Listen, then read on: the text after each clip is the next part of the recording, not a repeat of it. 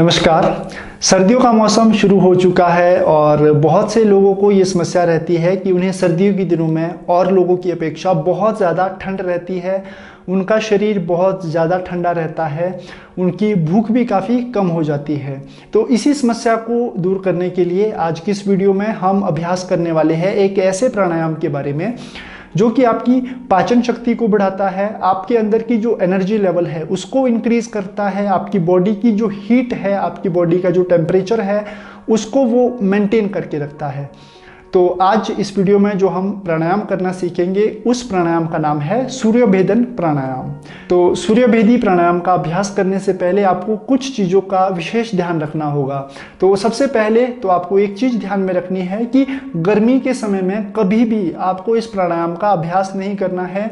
दूसरी चीज़, जो दमा के मरीज है, दमा की जिनको समस्या है, अस्थमा की जिन्हें प्रॉब्लम है, उन लोगों को इस प्राणायाम का अभ्यास करते समय जो है होल्ड नहीं करना है, यानी कि कुंभक नहीं लगाना है, अपनी सांसों को नहीं रोकना है। तीसरी बात आपने ध्यान रखनी है कि अगर आपका ब्लड प्रेशर बढ़ा हुआ है तो उस स्थिति में भी आपको सूर्यभेदी प्राणायाम का अभ्यास बिल्कुल नहीं करना है। और लास्ट चीज आपको ध्यान में रखनी है कि जिन लोगों को हृदय से संबंधित कोई रोग है, जैसे कि दिल का दौरा पड़ता है या फिर मिर्गी की समस्या है, तो ऐसी स्थिति में भी आपको बिल्कुल भी सूर्यभेदी प्राणायाम का अभ्यास नहीं करना है। तो ये थी कुछ इंस्ट्रक्शन सूर्यभेदन प्राणायाम के। तो अब जानते हैं कि किस तरह से आपको सूर्यभेदी प्राणायाम का अभ्यास करना है, सूर्यभेदी प्राणायाम करने का सही तरीके के बारे में।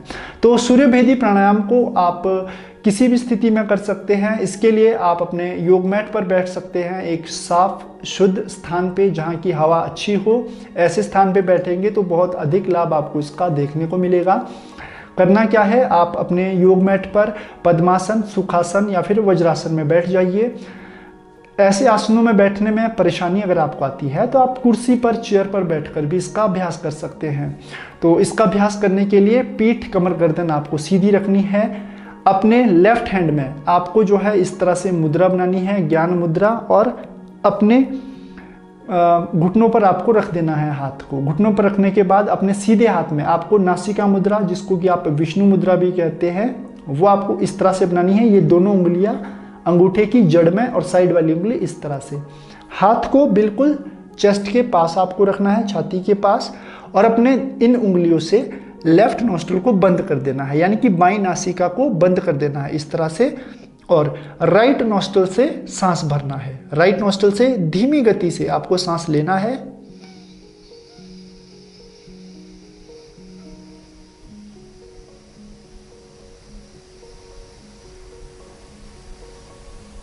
सांस लेने के बाद अपने अंगूठे से आपको अपनी दाईं नासिका को भी बंद कर देना है, यानी कि राइट नोस्ट्रल को भी बंद कर देना है और अपने दोनों नोस्ट्रल को ब्लॉक कर देना है।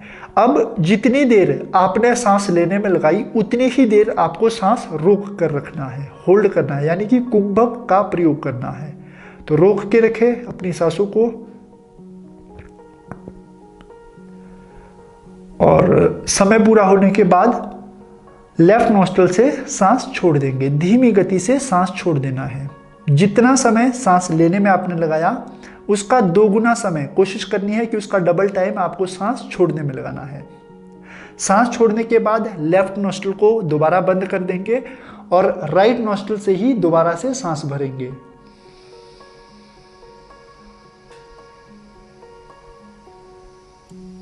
अच्छे से सांस भरे और फिर दोनों नोस्ट्रल को बंद कर दे, ब्लॉक कर दे दोनों नोस्ट्रल को, और होल्ड करेंगे ब्रीदिंग को कुछ देर के लिए।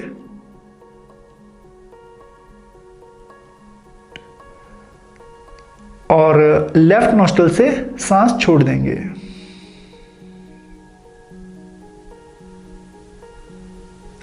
पूरी तरह से सांस छोड़ देने के बाद दोबारा से आपको जो है राइट नोस्ट्रल से ही सांस भरना है। राइट नोस्ट्रल से सांस भरें, सांस को रोकें और उसके बाद सांस को छोड़ दें। तो इस तरह से लगभग 5 से 10 मिनट रोज अगर आप इसका अभ्यास करते हैं तो ये आपके शरीर की जठर अग्नि को भी प्रदीप्त करता है, यानी कि जो आपकी डाइजेस्टिव फाइबर है, यानी कि अगर आपको भूख बहुत कम लगती है तो उस स्थिति में आपकी भूख को नेचुरल तरीके से बढ़ाने में ये बहुत मदद करेगा।